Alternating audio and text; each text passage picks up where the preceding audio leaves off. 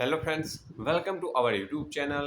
આજે મિત્રો આપણે માહિતી મેળવીશું સ્નાતક કક્ષાની લાયકાત હોય તેવી તમામ જગ્યાની ભરતીનું કાર્ય જીપીએસસીને સોંપવો તેવું ફેડરેશને સામેથી સીએમને લેખિતમાં કહ્યું.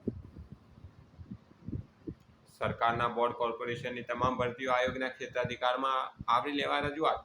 સરકારી વ્યવસ્થામાં કાર્યભાર ઘટે જવાબદારી બીજે છટકે તેવી રમતો ચલાવતી હોય છે, પરંતુ ગુજરાત જાહેર સેવા આયોગ જીપીએસસીના રાજપત્રિત અધિકારીઓના મંડળ ફેડરેશનની ગુજરાત સરકારના બોર્ડ કોર્પોરેશનમાં સ્નાતક કક્ષાની લાયકાત હોય તેવી તમામ જગ્યાઓની ભરતીનું કાર્ય સોંપવા માગણી કરી છે.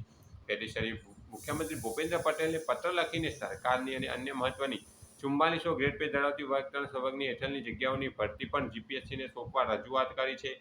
જીપીએસસીએ બંધારણ હેઠળ સરકારની સંપૂર્ણતઃ સ્વાયત્ત ભરતી સંસ્થાની ગુજરાતમાં પણ સને 1991 પૂર્વે રાજ્ય સરકારના અધિકાંશ સર્વાંગોની ભરતીમાં એકમ મારફતે જ થતી હતી, પરંતુ જે તે સમયે ભરતીમાં થતા વિલંબ અને કાર્યભારને કારણે ગૌણ સેવા, પંચાયત સેવા અને અન્ય વિભાગીય ભરતી મંડળો અસ્તિત્વમાં આવ્યા હતા.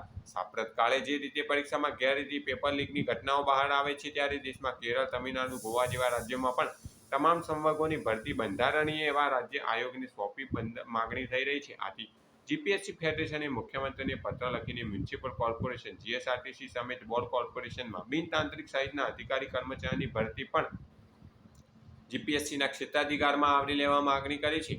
ગુજરાત ગાંધીનગર મ્યુનિસિપલ કોર્પોરેશન પહેલાથી જ આ સંસ્થાન મારફતે ભરતી યોજી રહી છે.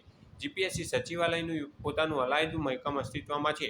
એ મહેકમ ભરતી પ્રક્રિયાની વિશિષ્ટતા, જટિલ કામગીરીથી સુપેરે વાકેફ હોવા ઉપરાંત આ સંસ્થાની એક પણ ભરતી પરીક્ષામાં ગેરરીતિ સબબ કોઈ ફરિયાદ નથી. આથી વિવિધ સંવર્ગોની હાયર લેવલ પરીક્ષા વર્ગ 3માંથી વર્ગ 2માં ભરતીની ખાતાકીય પરીક્ષા પણ આયોગને સોંપવામાં આવે તેવી પણ રજૂઆતો ફેડરેશને મુખ્યમંત્રી સમક્ષ કરી છે.